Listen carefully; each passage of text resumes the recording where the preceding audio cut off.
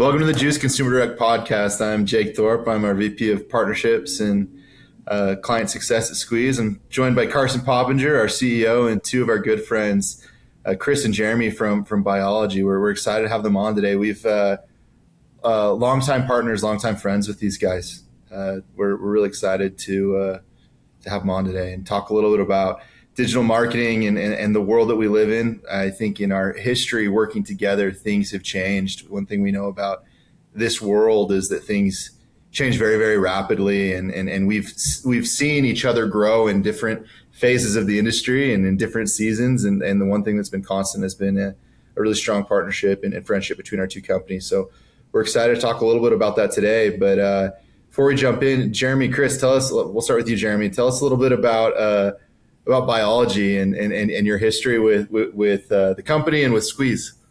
Sure, not a problem. So a little bit of context. So me and my partners, we've actually known each other for close to 25 years now.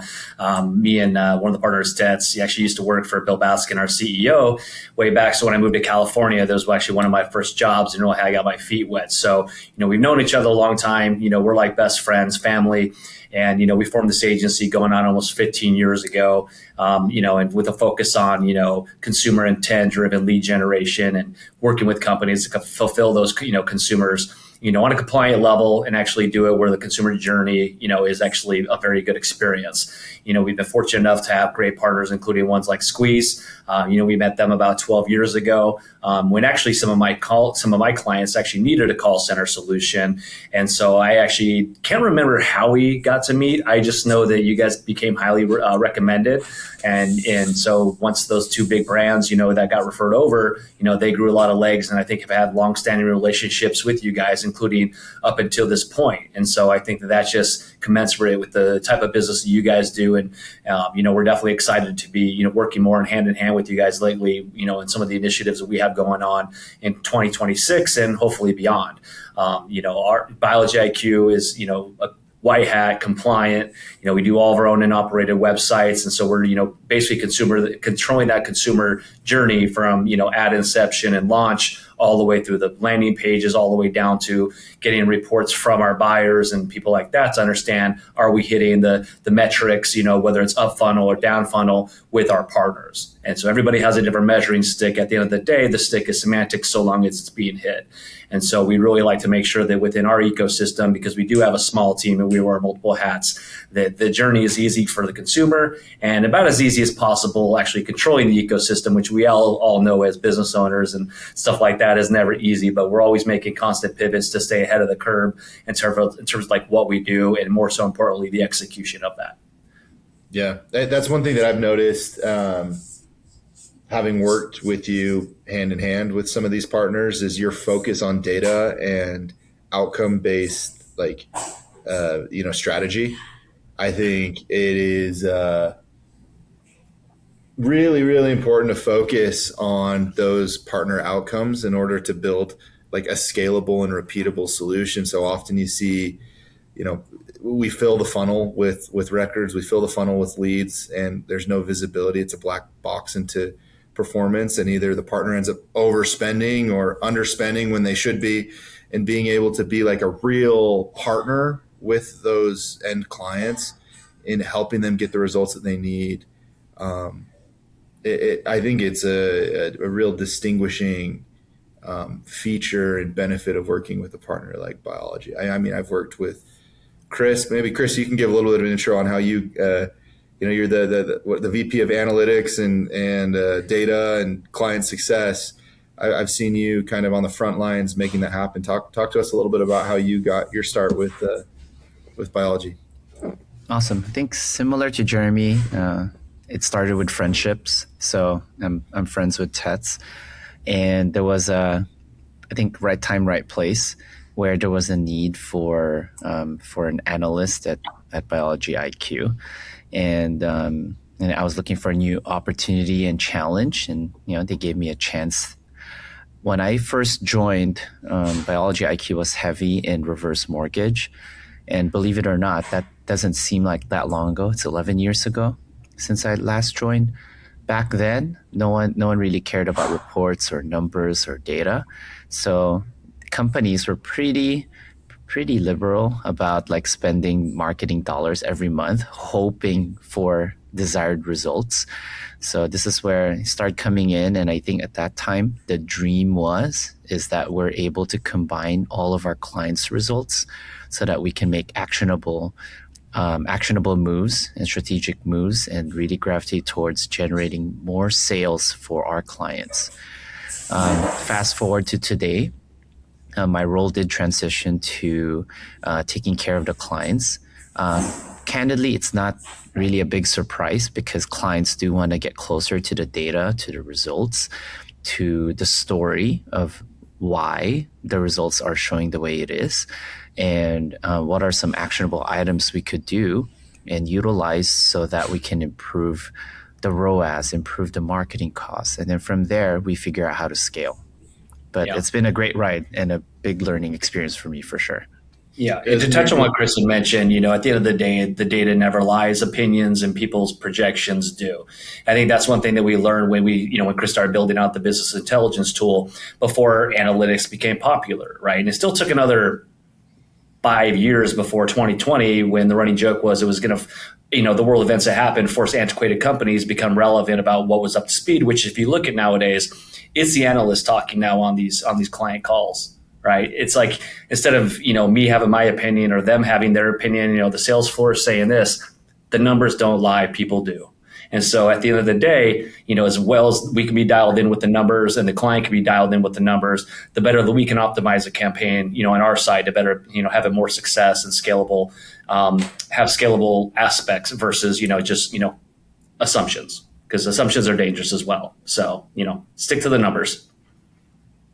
Yeah, we really have seen like a pivot from, just sort of like a more meat for the grinder, ground and pound, pulling people through the funnel. I was actually on another podcast recently. We were talking about that, how like things were very linear. It was like, you get the ad in front of the customer, you get them to click, you get them to submit their information, you convince them to speak with you, you convince them to purchase your product. They didn't have a lot of information. They didn't have a lot of things to compare to. They were just sort of having to trust what you were saying is true, and they'd buy your product for that reason. And now there's like more points in which they fall off, or they look for information, or they're trying to gain maybe competitive or comparison shopping and things like that. And there's just more information and options at the consumer's fingertips. And so that customer experience really has to be buttoned up. It has to be seamless, and it has to check all the boxes for someone to go through that complete funnel and transact with you. And I think, it's cool to see that evolution, like where things were and where things are going to. And I think you guys have a great team to solve that. Jeremy, with your experience, and Chris and Tets and Bill, I've just always been impressed working with your team, and how you understand the digital marketing landscape and the ecosystem out there, and the different traffic sources and the relationships that you've built over the last 15 plus years. We've been proud to partner with you for 12 of those. And so it's been great to see that evolution and partnership as we've worked in different verticals. I mean, we've worked together in verticals from, I think we've done a little bit in reverse mortgage early on, probably when we were doing some of that with you. And then we've also done, bath remodel and walk-in tubs and senior living type things. And, everything in between. And so, great to have you on here. Great to get your perspectives and hear a little bit about your story, how that partnership formed. Maybe you could talk to us a little bit about that. How did that partnership come together as friends, and where you are today? So thoughts. Yeah, so we, this is going on 15 years. Tets and I mean, we're actually literally having our 18th anniversary of being partners in August, so just here in a few days.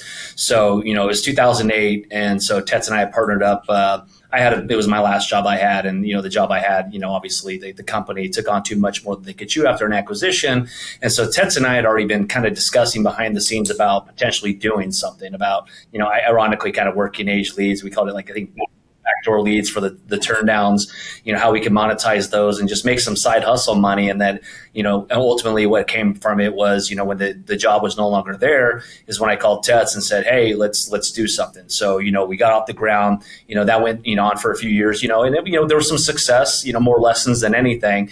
And so I had moved back down from LA to Orange County. And when we approached Bill about, hey, let's start this up. And this was in late January 2012, and by the next week I had moved down here and then setting up shop outside of one of Bill's offices, and then we just went full pedal to the metal. And we're here 15 years later, and pretty much everybody who's on our team has been here a long time. And so the reason I think that it's successful is because it's friends, but we also understand the business game too. And so we're gonna butt heads, we're gonna agree, we're gonna disagree. At the end of the day, our goals are aligned. Even if we have to work through some, disagreements, or even sometimes, the one person doesn't agree, two do agree. At the end of the day, the goals are aligned. It's just how we get there can differ. But, we trust in each other to know, like, hey, if I don't agree, let's run with your let's run with what your idea is, and I'm going to fully support it 100%. Even if deep down I'm like, I don't know, but I've been proven wrong more times than I've been proven right. And so I think it's that understanding. And I think that bodes well for our culture. And, we want our employees' feedback. We want, even if, again, we butt heads, that's fine. We work through it. What's the mission? How do we accomplish it? And, ultimately get successful. Because if in a company we can be successful, that means everybody else is successful, whether it's on the traffic side, the publisher side, the buyer side, partners like your side, as we work together, and just understanding what are the goals of the end consumer, and then up funnel, how does that all need to tie into place? And so I think with that strategy and just having that open communication and honesty, I think has boded well for us. And, the fact that we've been here, so long, and also for you guys. You guys have been in business, I think, just as long. I think we've kind of shared some of the same journey and same pain points. And I'm sure you guys have within your own ecosystem the same sort of stuff. It's like honest feedback, whether it's internally, clients, publisher, whoever it needs to be. Yeah, I think having like a team of people too, like I look at very similar to y'all. Our core team has been the same for a long time. Right. Most of us have worked here, grown up here, been here in different phases of our lives. And with that, there's a level of like, obviously rapport is there, but like very transparent communication that happens. And sometimes because of that, like you can be super direct because there is just this candor that it allows you to have when you've got these kind of relationships that are built on like trust and like true care that's been proved over and over again over years. Those conversations are like not hard conversations anymore. But it allows you to make good decisions too, because like everyone has different strengths. My strengths are very different than Carson's. And just like, you were mentioning Jeremy, like Carson has a gut, and sometimes he's like, this is my feeling on it. And I'm like, I disagree. And more often than not, Carson's gut is just like, I should just trust his gut. Yeah, your gut's probably right. Like everyone's got these things that they're good at. And sometimes I'm like, hey, Carson, here's what the numbers are saying. What are your thoughts on that? When you're able to have that communication and that back and forth, it's much easier to make good decisions than if you're making these decisions like in a vacuum, or you're making a decision because you want to make the decision that you think your boss wants you to make. That's not a very good plan or strategy to make good decisions either. I was going to just ask, I thought, Chris, while Jeremy's getting situated and everything, maybe you could tell us, Chris, what's the biggest lesson that you've had or pivotal moment in your career that had an impact on sort of you getting to where you were at today? What was something that happened in your career background that like helped you arrive where you're at today? That's a really good question. If I were to only have one answer, it's probably empathy. I'm a big numbers guy, so oftentimes things could honestly be just black and white. But without empathy, kind of leads to understanding. So similar to what we do here in marketing, our first task here is to understand our consumers. What are the consumers' needs? What do they see and feel when they see an ad? And that also translates to fast forward to our clients is I need to understand our client's business before ours, because we need to tailor our business to fit their needs, right? And that's where empathy comes in. I think I grew up as an entrepreneur. My parents both have their own businesses. So I think that framework allowed me to just have a mind to understand how does their business work. When I say their business, our clients. And then from there, I can actually gauge, is our campaign doing well or not? So even before we get on our clients' calls, I do know the pain points, and we get to really identify those issues. Sometimes the onus is on us or on the ads. Sometimes the pain points or bottlenecks are on their side. And then from there, with empathy also builds trust, right? So with trust, our clients are comfortable enough to tell us like there's something broken on their side. So this is less about a blame game and not just as simple as attribution, but it really boils down to understanding and trust. And then from there, when we have this kind of transparency, we are able to get to the answers much quicker. And then those answers become actionable items on how we can improve results. I love that. So like your entrepreneurial parents, that you sort of got to understand what it was like to be an entrepreneur and to have your own business and to look at things through that lens. And then the skill or attribute that you have for your personality of empathy, to just be able to like look at the customer journey and experience and understand what problems they're having and how you're presenting your product or message as a marketer to solve their problem. I think that's what really makes marketers great, is really just, I don't consider myself a great marketer, but I consider myself someone that understands the pain points of the clients that we service and that we take care of. And as long as I can, speak to those pain points and I can let them know that I understand them and I can help solve those pain points, that's what I guess makes me a good marketer in the vertical that we're in. And I think similarly, when you're taking that same approach with your offers, I think that's really what's going to, help you succeed, because you have to really understand the issues or needs of the customer in order to effectively solve them. And so I think taking that lens and applying that to the customer journey, I think that's brilliant. So thanks for that. Yeah. It ties right into the messaging. I mean, the messaging is ultimately what's going to gain the consumer, either the confidence or at least pique their interest to learn more about, a specific product or service. And then as you take them through that journey or funnel, as we like to call it, and educate them, about what the opportunity looks like, and they express interest. And then at that point, it's a hand-raising consumer. And you get a hand-raising consumer, half the battle's done. And at that point, you just got to align them with the right company that's also going to take them through that journey and ultimately close on a specific service or product. Yeah, that's interesting, Jeremy. And actually that leads me to another thought, which is a part of your business development role. How do you get that network of opportunities and solutions and companies to work with that, so you can have a broad range of solutions for those people? Because obviously among the consumers, a wide spectrum of needs that they may have. And so how do you build that network and create that ecosystem for the consumers? Can you clarify by building the network in terms of how I do outreach for business development? Well, it could just be what do you look for, I guess, in partnerships that you have, and as you look to add to your network of solutions?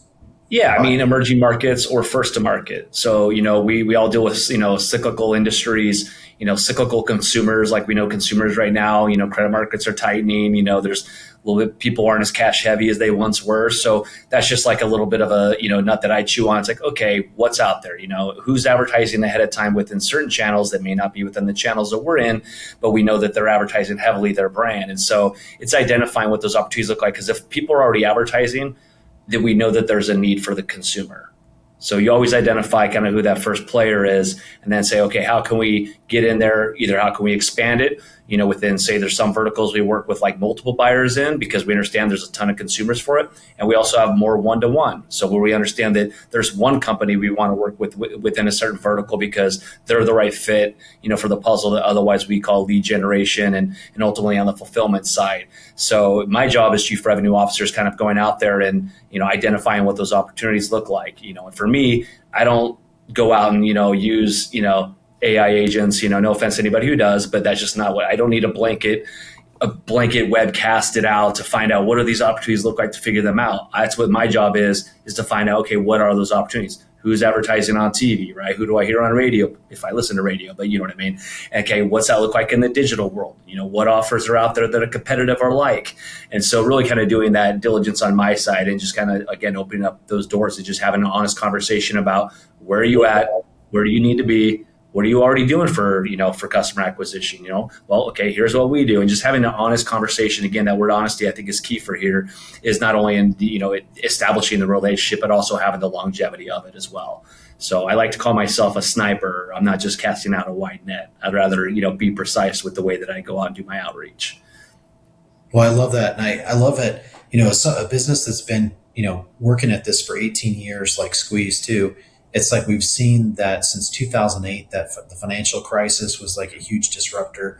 And then this last cycle we've been in for the last four and a half years now with the rate market and everything, it's just, you see those cycles and those ebbs and flows, and you see different products sort of slow down and sort of go dormant, and other ones are taking off. Yep. Just like surfing, you got to figure out which wave is about to hit. That's right. Yeah. You got to ride how long is that wave? Right. Yeah, totally. It's totally like a ride the wave thing. And if you can time it right, and you can be aware of what's changing in the market and where things, like as they say, Wayne Gretzky said, skate to where the puck is, or skate to where the puck's going to be, not where it is, because you'll be too late. So, yeah.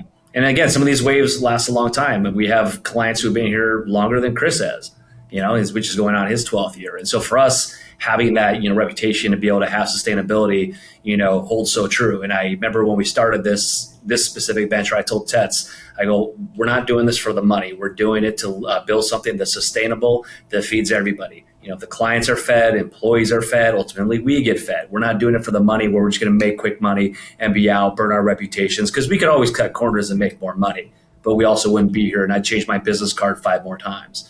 And that's just not, I'm just trying not to do that. You have one chance to burn your reputation before nobody in this industry wants to talk to you. And the people that, will are the people who are doing unscrupulous and just fraudulent stuff. And that's not our mantra.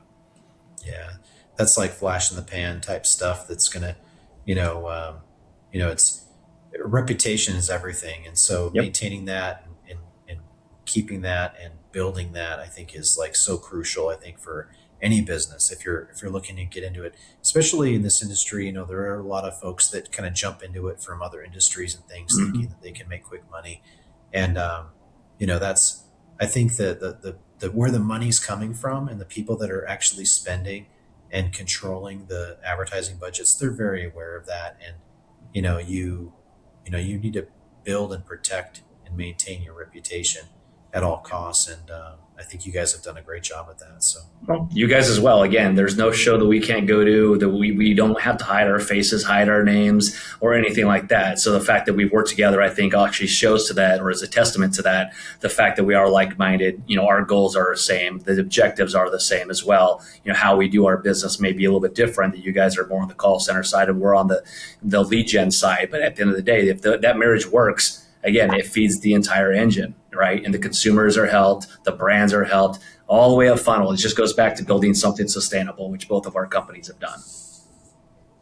Well, that gets me excited to talk about something too that we've been working on together. And I think this is probably a good time to talk about this, because as I was at LeadsCon in April, I was with a client. We actually went to one of the Vegas Golden Knights Utah Mammoth hockey games together. And we were walking out of T-Mobile Arena after the game, and we were talking about a pain point that they have, which is buying all the lead data and customer data that they're having to acquire and generate and pay for.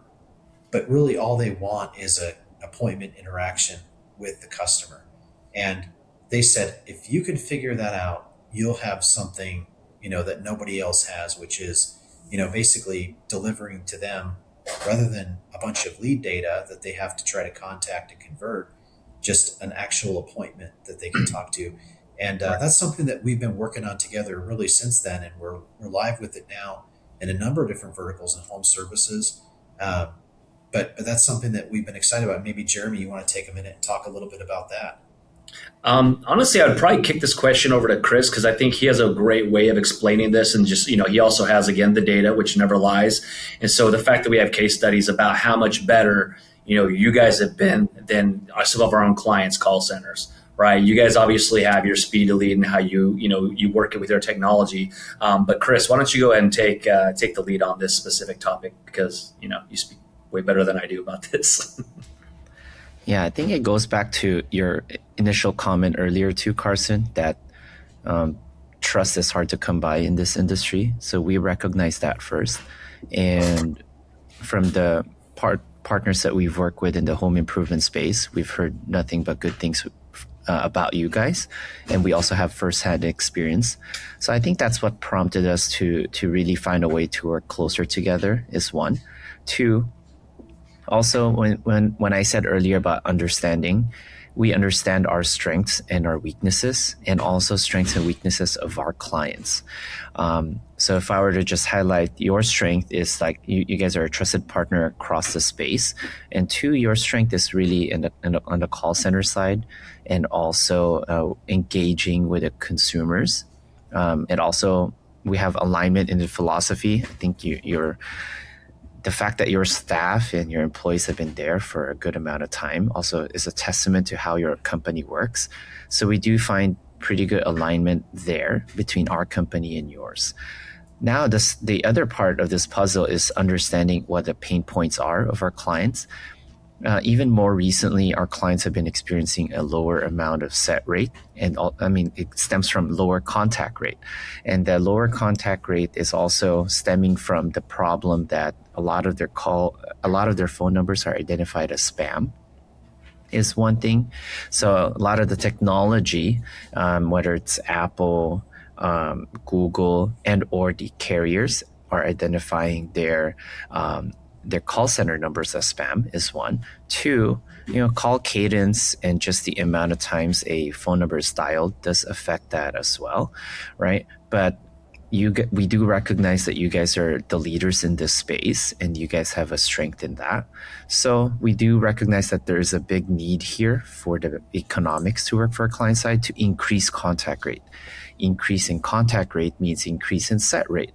Increase in set rate means increase in issue, increase in demo, increase in sales, increase in net sales, right? So by combining forces, if you may, for us generating high intent leads and having that work together with your strengths, we do have a pretty good model here where our clients are ultimately pretty happy with the results. Yeah, it's really bringing together the best of both worlds, and rather than delivering a data lead to them that they may or may not be able to contact because of market changes, carrier changes, call screening applications that are out there now that we're actually using technology and training for our people and how to overcome call screening solutions that they're coming up against when the consumer answers and things. And there's best practices that we're developing and the technology we're using for spam mitigation and everything. And we can actually, rather than giving them that data appointment that they may have a hard time getting a hold of, deliver to them an actual appointment of someone that they can meet with and transact with, and which is ultimately what they want. That's something that they want. And the pain point for that customer, for that brand, is they just want they just want an appointment with the customer, and they just would love to pay for just that, rather than paying for all the other waste along the way as well. And so that's really what we're coming together and delivering. I think it's been really exciting, and I think it's going to be really an effective solution that's got a lot of desire and interest from the market. So, yeah, we already have some great case studies where we've been able to show some pretty substantial lift for some of these partners. And as we continue to lock in and optimize, which we saw success with like version 1A, as we continue to optimize and scale, that's only going to increase and improve, which is really, really exciting. We're now making a lot of those optimizations and continuing to generate a product that for both of our partners is really meaningful and different than what they're used to. Macro, it's harder than ever now to contact and convert records. And part of the reason why that is because there's players in the industry that are treating leads as, I mean, it's like ground and pound, like you're just dialing these records 75 times, which basically causes carriers to say, I don't want to handle these types of calls anymore. It makes it harder for everybody. And so when you can have a really laser focused approach that isn't overly aggressive, that's compliant, and that is catered to the individuals that and the records that we're receiving, we're able to create not just a product and a lead that's exceptional, but a customer experience with that high intent funnel and a high quality contact cadence and experience. It creates a lead that's more likely to transact on the other end, which is ultimately like what we're both trying to create for our partners. Right. A lead that's likely to transact and to be a repeat customer because of that experience. Right. You don't want to treat them like penny stocks at Wolf of Wall Street. Those days are long over. I mean, this, the smile or dial, buy until you die, all the acronyms that came out of call centers for a long time, whether it's a call center that's in the middle like yourself, or potentially the call center of the dealer who's maybe getting the appointment that confirms the day before. That consumer needs to be like dialed on 20,000 times. It just doesn't make any sense. And even from a compliance level, you would be ignorant to do that anymore. Right. You got to be smart in the way that you touch the consumer, even if they're not using, a call center like yourselves. Right. How that customer journey is also how many times you guys are doing the outreach. More importantly, how many times you're doing it. It's good to dial on things, over and over again, but not over and over and over and over. Right. The wheel's going to lose tread and it's going to fall off. Yeah, that's exactly right. So we're excited. We've definitely launched in, walk-in tubs, bath remodel. I think this week we've got a bunch of flooring that's ready to get launched, and then we've got some other verticals coming up too. Yeah. So we're doing some home and service stuff that's on the horizon. So as our bullets get loaded in the chamber, you guys be ready to shoot. Yeah, we're ready to go. Yeah, this is an exciting new opportunity for us. I think we're excited to get this out there and prove it and scale it up, and what better partners to do that with than the team at Biology. So always great to work with you guys. Yep. Yeah. We'll appreciate the golf write-offs too. We need to do that sometime. I still haven't, I know some of our team got to play with you a few months ago. I need to get together and play or get you guys up here one way or the other. So I've got Pelican Hill circled. Perfect. I'm just going to take my wife there this weekend to make you jealous, and I'll send you pictures. Oh, please do. I've heard great things. I've stayed very near there. That's like just an incredible area. I love that area. It's only 15 minutes from the airport, so it's perfect. I know. Yeah. Just down the street. Absolutely. Yeah. That's great. We really value this partnership and looking forward to continue doing this. And, I think we're barely scratching the surface on the opportunities. So definitely excited about it. Awesome. Well, it's been great to have you guys with us to chat and to get to know you better and to, hear about your experience, background, and partnership that you've built, and love working with you and your team, and, look forward to talking again here soon. And we should do this again and have, additional things that we could go into and talk about, maybe some of the data analytics and reporting that Chris is handling with his team. Would love to dig deeper into that and hear about some of the things that are working, or some of the, challenges or stories that you've come up with through all your, research and testing. So yeah, let us know. This is my first feather in my podcast cap, so I'm excited. Let's do another one. Thanks for having us. It's always a pleasure. You've been watching the Juice Consumer Direct podcast. Thanks so much for watching. Give us a like and subscribe. Yeah, let us know if you have any questions. We'll make sure to get to them. Thank you.